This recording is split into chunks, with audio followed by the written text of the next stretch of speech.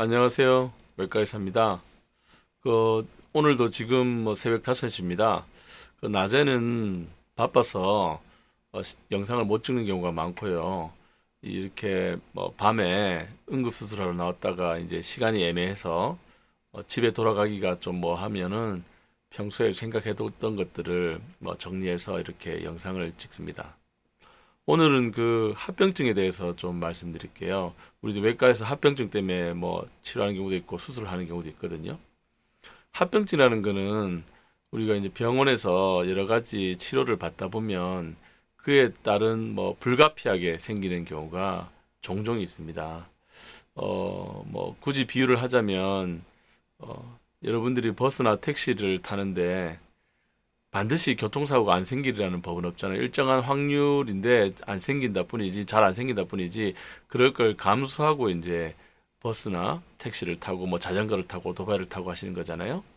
그런 것처럼 이런 병원에서 이루어지는 치료 행위들도 반드시 합병증이 많지는 않지만 뭐 아예 없진 않고 생기기도 하기 때문에 늘 우리 의료인들은 거기에 대해서 주의를 기울이고 있습니다.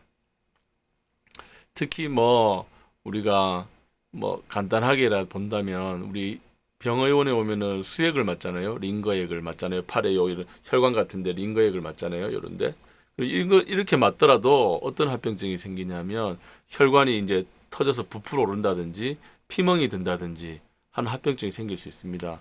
또 어떻게 주입되는 약이 어떤 특수한 약인 것 같으면 그 약물이 흘러나와 가지고 피부염이 생기거나 어떻게 그런 염증이 심하게 생기는 그런 경우도 종종 있어요. 그리고 오래 갖고 있다 보면은 이 혈관염도 생길 수 있고 역시 그 합병증이거든요. 하나도 안 생길 수가 없어요.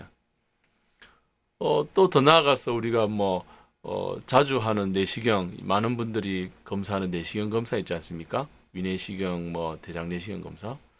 그것도 합병증이 생깁니다. 드물지만 합병증이 생기는데, 조직 검사를 떼다 보면 거기에 피가 많이 나서 어떤 수술을 받는 경우도 있고요. 아니면 떼다 보면은 이게 내시경이라는 게 결국 공기를 넣어서 위장이나 큰 창자를 부풀어 오르게 한 다음에 그 내부를 보는 거거든요. 그렇기 때문에 풍선하고 비슷해요. 풍선. 그 풍선도 계속 불다 보면은 빵 터지잖아요. 그런 것처럼 위장이나 큰 창자도 공기를 넣다 보면은 어떤 약한 부분이 있을 수 있습니다.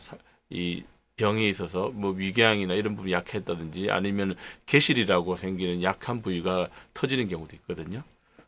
그거는 검사하기 전에 내시경 검사하기 전에 그런 것까지 알 수가 없어요. 그래서 검사하다 보면 터지는 경우가 있습니다.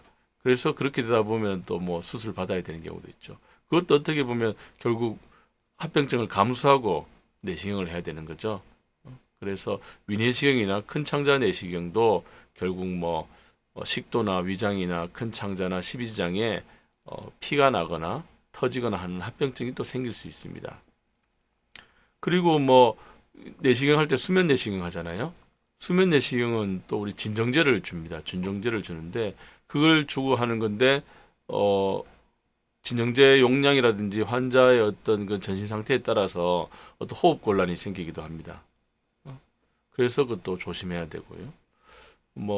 CT 단청 촬영 같은 경우도 우리가 조영제를 찍잖아요. 물론 단청 촬영에서 나오는 방사선도 안 좋다고 하는데 그것도 어쩔 수 없는 노출이니까 그것도 역시 어찌 보면 합병증이겠죠.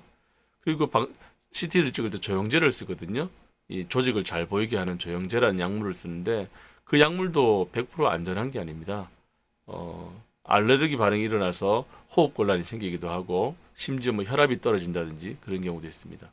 그리고 이제 몸에 두드러기나 이런 알레르기 반응이 생기기도 하고 그래서 그런 것도 어떻게 보면 합병증에 속하고 그런 것을 감수하고 검사를 하죠. 물론 사전에 이런 내시경이나 어떤 CT나 여러 가지를 할 때 우리 의료인들은 이런 검사를 함에 있어서 이러한 것들이 생길 수 있기 때문에 우리가 조심해야 된다. 주의를 하고 있다. 이렇게 사전에 얘기를 하죠. 그거 모르고 검사하는 경우는 없습니다. 다만 그런 합병증이 생긴다는 거. 그리고 어떤 큰 병으로 치료받다 보면은 폐에 흉관을 넣든지 아니면은 우리 큰 혈관, 목에 있는 큰 혈관에 관을 넣든지 하다 보면 이 폐를 찌르거나 해서 그런 합병증이 또 생길 수 있습니다.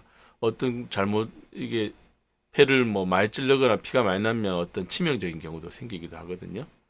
그래서 이런 합병증이 피할 수가 없어요. 아무리 큰 병원이고 아무리 능숙한 의료진을 하더라도 그 확률이란 게 있거든요.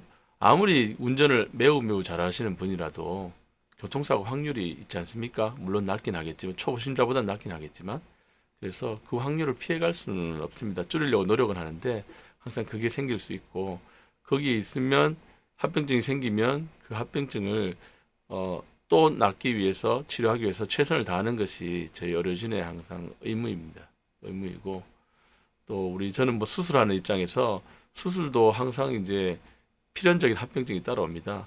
뭐 수술 뒤에 피가 난다든지 연결한 부위가 터진다든지 이 연결한 부위가 이제 막힌다든지 뭐 그런 합병증이 항상 따라오고 뭐 전신마취하고 나면 뭐 폐렴이라든지 그런 것들도 따라오고 그래서 여러 가지 합병증 치료는 정말 합병증과의 싸움인 것 같아요. 그래서 합병증을 예방할 수 있는 합병증은 예방하고 또 생기는 합병증은 조기에 빨리 치료하는 것이 의료진의 의무인 것 같습니다. 오늘은 이 치료 과정에서 생기는 여러 가지 뭐 혈관 라인이라든지 내시경이라든지 뭐 CT 이런 거에 대해서 생기는 합병증에 대해서 말씀드렸습니다. 감사합니다.